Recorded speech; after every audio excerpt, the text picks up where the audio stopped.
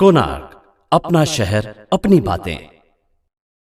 सबके लिए ये बहुत हर्षोल्लास का दिन है, आनंद का दिन है कि गए कई सालों से जिसका हम इंतज़ार कर रहे थे वो आज ख़त्म यहाँ पर हुआ है।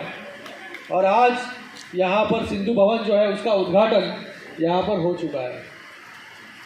मला वाटतं की आज या सिंधु भवनाच्या माध्यमाने सिंधू संस्कृतीला जतन करण्याचं काम या सभागृहाच्या माध्यमाने या ठिकाणी होईल। सिंधी भाषा असेल, संस्कृती असेल, या सगळ्या गोष्टी ज्या आहेत या भवनाच्या माध्यमाने लोकांच्या पुढच्या पिढीपर्यंत जे आहे हे घेऊन जाण्यासाठी ही वास्तू जी आहे ही आपल्याला या ठिकाणी महत्त्वाची आहे। गेले अनेक वर्ष अनेक लोक याच्यासाठी प्रयत्न करत होते।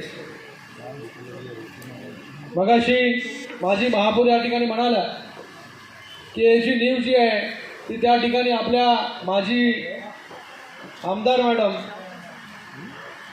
ज्योतिताई कलानी त्यांनी या ठिकाणी ठेवली।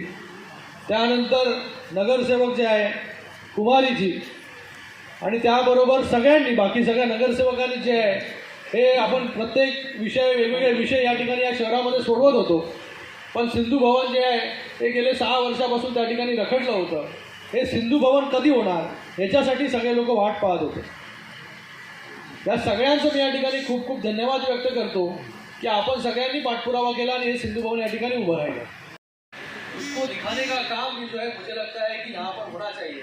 जैसे हम लोग डोंबिवली दीवा में आगरी ऑडियो विजुअल हो, 3D हो, एनिमेशन हो, उसके माध्यम से लोगों तक पहुँचे, वो काम जो है आज हम जिसका उद्घाटन वहाँ पर कर रहे डॉक्टर बाबा साहब अम्बेडकर जी का स्मारक, वहाँ पर भी हम लोग ने ऑडियो विजुअल और बाकी सब चीज़ों से डॉक्टर बाबा साहब अम्बेडकर के विचार जो है आने वाली पीढ़ी तक कैसे पहुँचे, इसके लिए हम लोग ने वहाँ पर अलग अलग रूम्स वहाँ पर किए हैं। तो आने वाले समय में जो है उस हिंदू संस्कृति को जताने का काम जो है लोगों तक पहुँचाने का काम भी हम लोग जो है इस सिंधु भवन में कर सकते हैं, ऐसा यहाँ पर मैं विश्वास व्यक्त करता हूँ। फिर से एक बार आप सभी को बहुत बहुत धन्यवाद।